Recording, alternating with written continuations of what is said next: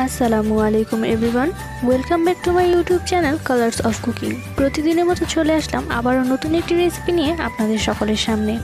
আশা করি আমার রেসিপিটি আপনাদের সকলের কাছে ভালো লাগবে। আমার রেসিপিটি ভালো লেগে থাকলে আমার চ্যানেলটি সাবস্ক্রাইব করতে এবং ভিডিওটিতে লাইক দিতে একদমই ভুলবেন না। আমার আজকের রেসিপি টমেটোর শরবত। রেসিপিটি একটু অন্যরকম হলেও খেতে কিন্তু বেশ মজাদার। রেসিপিটি ঘরে একবার হলেও ট্রাই করে আমাকে কমেন্টের মাধ্যমে জানাবেন আপনার কাছে কেমন লেগেছে। আর ভিডিওটি ভালো লেগে থাকলে প্লিজ ভিডিওটি শেয়ার করবেন। কথা না বাড়িয়ে চলে যাচ্ছি মূল রেসিপির দিকে।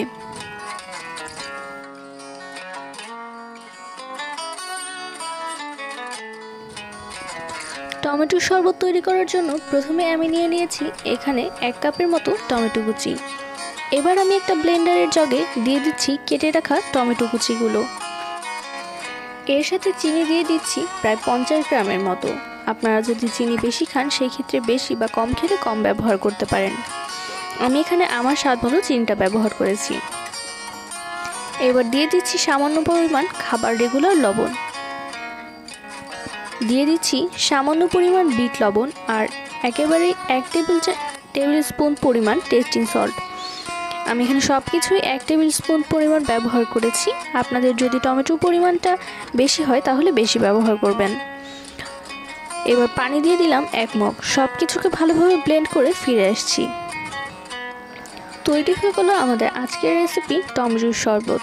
টমেটোর শরবতে রয়েছে প্রচুর পরিমাণ ভিটামিন সি। বাচ্চারা যদি টমেটো না খেতে চায় সেই ক্ষেত্রে কিন্তু এই সহজ পদ্ধতিতে টমেটোর শরবতটি তৈরি করে আপনারা বাচ্চাদের দিতে পারেন। তারা আগ্রহের সাথে এই শরবতটি পান করবে। আমি এখানে দিয়ে দিচ্ছি বরফ কুচি। গরমের দিনে দুপুরবেলা কিংবা ইফতারের সময় কিন্তু এই ঠান্ডা শরবতটি আপনাকে একদম সতেজ করে তুলতে পারবে। তাই একবার হলেও ঘরে এই শরবতটি ট্রাই করে দেখবেন। আজকের মতো এখানেই শেষ করছি। অন্য কোনো দিন নতুন কোনো ভিডিও নিয়ে আবারও দেখা হয়ে যাবে আপনাদের সামনে। সকলে ভালো থাকবে, সুস্থ থাকবেন। আসসালামু আলাইকুম।